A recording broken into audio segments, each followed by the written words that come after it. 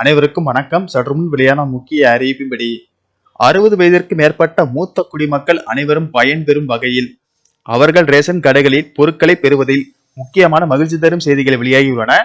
இதை பத்தி விரிவாக தெரிஞ்சுக்க வேண்டும்னா இந்த வீடியோவை கடைசி வரைக்கும் ஸ்கிப் பண்ணாம பாருங்க. வீடியோக்குள்ள போறதுக்கு முன்னாடி இந்த வீடியோக்கு ஒரு லைக் பட்டனை பிரஸ் பண்ணிக்கோங்க. இப்பதான் நம்ம சேனலுக்கு ஃபர்ஸ்ட் டைம் வரீங்கன்னா சப்ஸ்கிரைப் பட்டனை பிரஸ் பண்ணிக்கோங்க.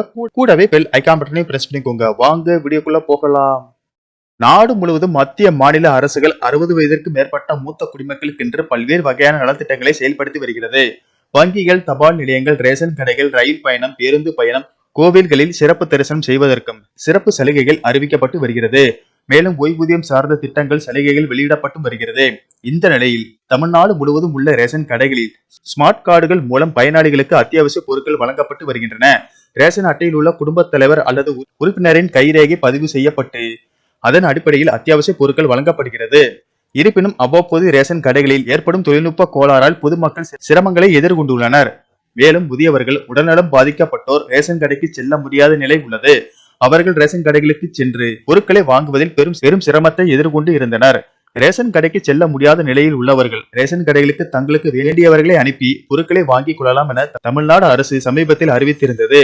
இதற்கான அங்கீகார சான்று விண்ணப்பத்தை ரேஷன் அட்டைதாரர்கள் பூர்த்தி செய்து சம்பந்தப்பட்ட ரேஷன் கடைகளில் வழங்க வேண்டும். அதை சரிபார்த்த பிறகு அந்த நபரிடம் அத்தியாவசிய பொருட்கள் வழங்கப்படும். இந்த விண்ணப்பங்கள் தாமதமின்றி சரிபார்த்து விரைவாக ஒப்புதல் தர அதிகாரிகளுக்கு அறிவுறுத்தப்பட்டுள்ளது. இந்த அங்கீகார படிவத்தை உணவு வழங்கல் துறையின் www.tnbds.gov.in என்ற இணையதளத்தில் இருந்தும் பதிவிறக்கம் செய்து கொள்ளலாம்.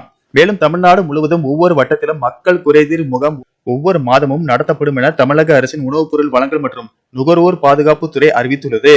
குடும்ப அட்டைகளில் பெயர் சேர்த்தல், பெயர் நீக்கம், முகவரி மாற்றம், கைபேசி எண் பதிவு மாற்றம் செய்தல் உள்ளிட்ட பொது விநியோக திட்டம் தொடர்பான சேவைகள் மேற்கொள்ளப்படும்.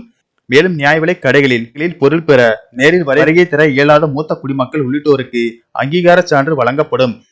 இதன் மூலம் மூத்த குடிமக்கள் விண்ணப்பம் செய்து பயன்பெறலாம். நன்றி, வணக்கம்.